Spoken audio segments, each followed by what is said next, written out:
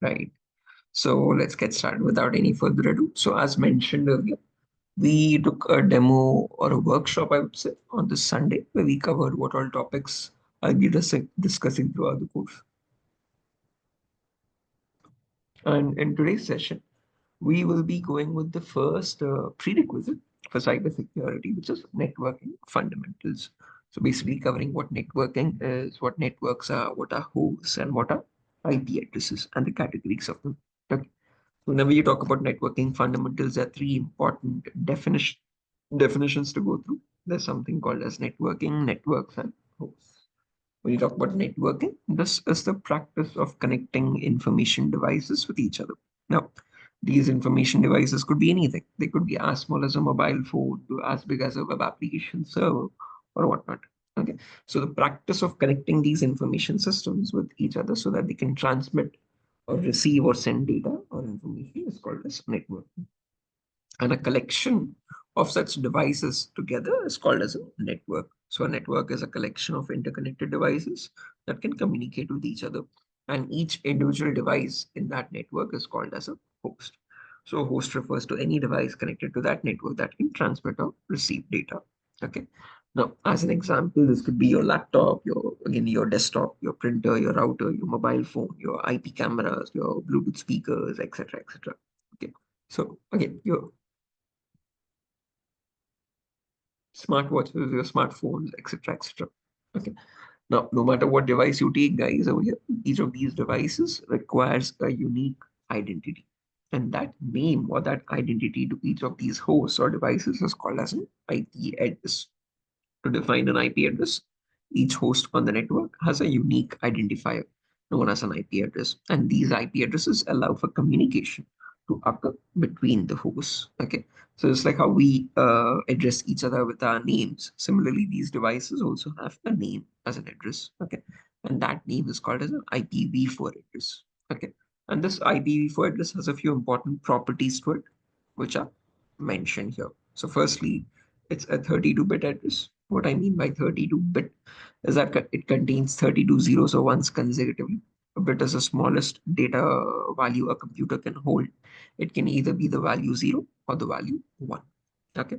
And this entire 32-bit portion again is divided in 4 equal parts, where each portion is called as an octet and it consists of 8 bits in it. Okay. And each octet again is separated by a dot symbol. So this over here is the typical representation of an IPv4 address in the binary format in the language of zeros and ones. But we humans don't regularly use binary. We don't understand binary as well. What we regularly use are decimal numbers, numbers from 0 to 9. So now we'll be converting how you convert, so we'll be learning how do you convert any binary number to a human readable decimal number. Okay.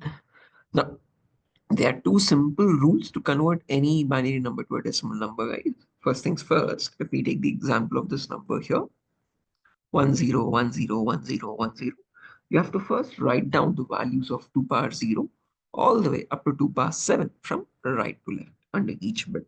So rightmost bit has 2 power 0 under it, then you have 2 power 1, then 2 power 2, then 2 power 3, then 2 power 4, then 2 power 5, then 2 power 6, and then 2 power 7 finally. Now to give you the values for these, again I've written them down next slide. But once you write down those numbers, you multiply the lower value with the top bit and keep on adding it till the end to get the final decimal answer. So 2 power 0 into 0 plus 2 power 1 into 1 plus 2 power 2 into 0 plus 2 power 3 into 1. So on and so forth, you would add it up to 2 power 7 into 1. Okay. So the values for those numbers, anything to the power 0 is always equal to 1. So 2 power 0 is also equal to 1. 2 power 1 is 2 itself. 2 power 2 is 2 into 2, that's 4. 2 power 3 is 2 into 2 into 2, 3 times, that's again 8. 2 power 4 is 16. 2 power 5 is 32. 2 power 6 is 64. And 2 power 7 is 128. Okay. So once you have these values written down, all you have to do is multiply the lower value with the top bit and keep on adding it till the end. So 2 power 0 into 0. 2 power 0 is 1. 1 into 0 is simply 0 itself. 2 power 1 into 1, that's 2. 2 power 2 into 0, 0. 2 power 3 into 1, that's 8. 2 power 4 into 0, 0. 2 power 5 into 1, that's 32. 2 power 6 into 0, 0. 2 power 7 into 1, 128. So if you add all this up, 128 plus 32 plus 8 plus 2, you get the number 170. So when we humans read the number 170 as 170, the computer understands it as 10101010. Something like high frequency, low frequency, high, low, high, low, high, low. Okay. So with that exact sequence of frequencies, your computer gets to know that the user is communicating the number 170. Okay. So again, just a few more examples. If this is not clear, let's take one more number again. Let's say 0 1 0 1 0 1 0 1. So when you put all again these values at the bottom and multiply at the top, 2 power 0 into 1, that's 2.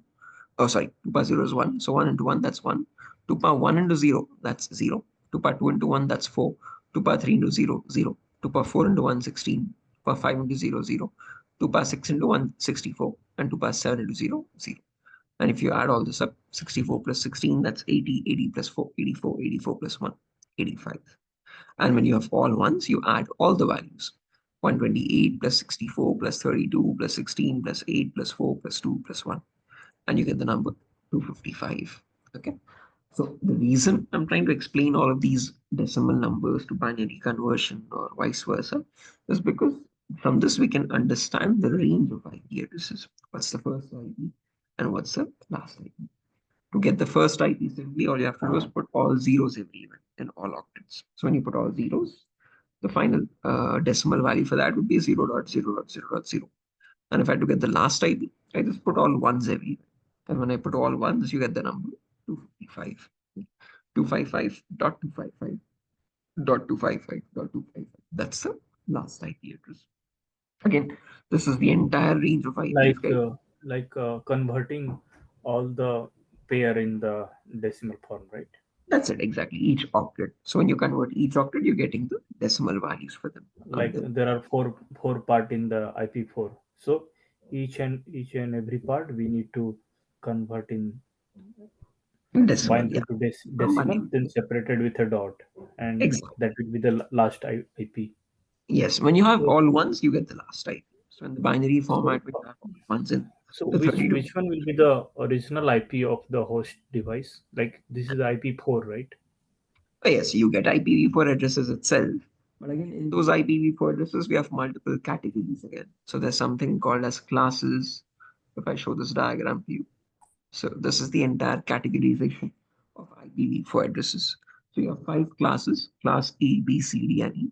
And again, in each class, you have 2 subcategories, public and private, public and private, public and private, in class A, B, and C, respectively. Class B and class E don't have any private IPs in them. All of them are public IPs itself. So to understand which IP are you getting at your home from your Wi-Fi router or from your ISP, you have to understand what these categories of IPs are first. Okay. We'll be talking about that in the next session anyhow, Sachin. But before we exit, I want to clarify private IPs. Okay. To understand public and private IPs, let's take the example of the simple home diagram here. Where is it? Yeah, over here. Okay. So let's say at your home you have a Wi-Fi. Your device is connected. Your phones, your laptops, your smartwatches, etc., etc., your smart TV. Now, all of these devices collectively, along with the router, form something called an intranet. Intranet basically is a network locally available in your home or in your organization, which is not connected to the internet yet. Okay. And each of these devices in the local network get a basically a private IP.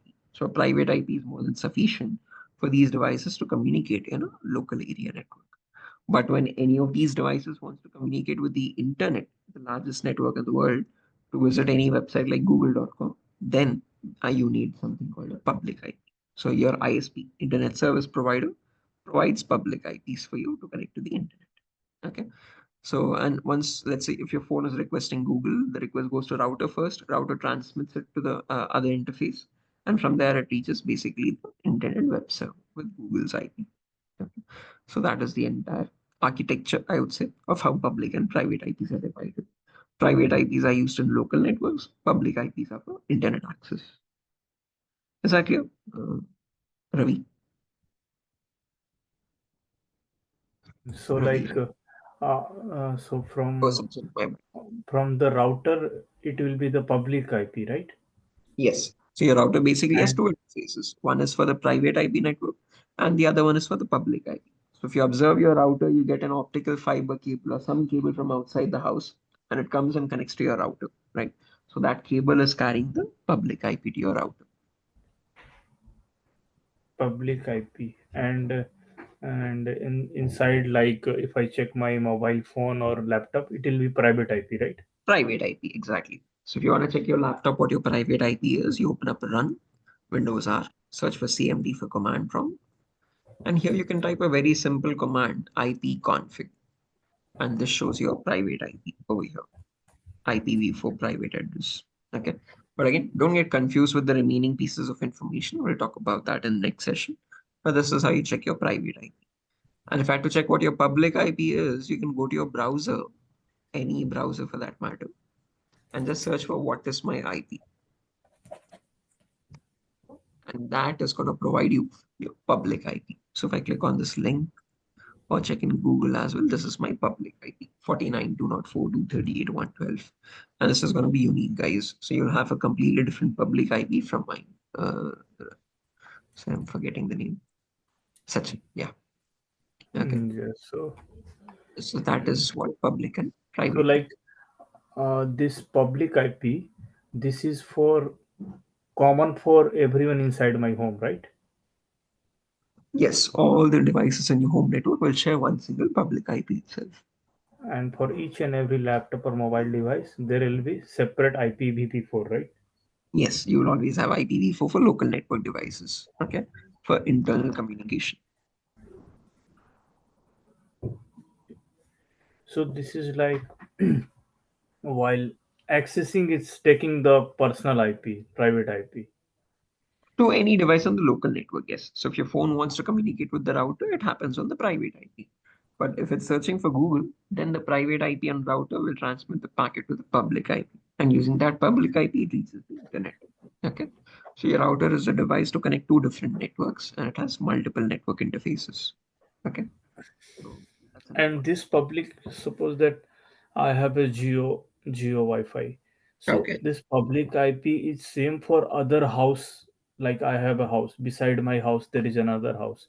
They Right. also they can Geo. So their IP will be also same, or it will No, be no, no. different Public IP. IPs will always be unique and different for each user's local network. Okay. Okay. So okay. So like inside my home, there will be one public only. Only one public. Yes, exactly. And all That the other public will be devices will connect sit with with n number of device, right? yes, all the devices in your network.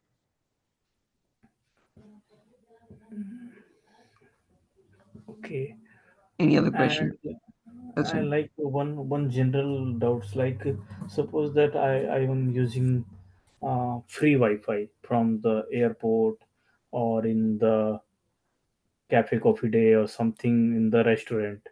So is it safe to use that Wi-Fi? No, never. So public IPs can never be safe because you never know who else is connected in that network. And if you visit any unencrypted pages, if you're visiting any websites which have no encryption, those basically can send your data in plain text. So it is never, I would say, recommended to connect to public Wi-Fi server. Okay, because you never know who else is accessing that network. Because if I do some payment, credit card, debit card, internet banking, that will be not safe, right? Definitely not. Again, as mentioned, if those are redirecting to HTTP pages, you might be giving away the credentials as well. But again, as mentioned, when you're in public network, it's better to connect to your system's Wi-Fi mobile data. Sorry, From phone's mobile yeah, data. mobile. Yeah, Because most of the time we are using free internet, right? So for accessing in the public place, so right, right, right. But that's why again, I it's was not a thinking. good practice, I would say. Listen,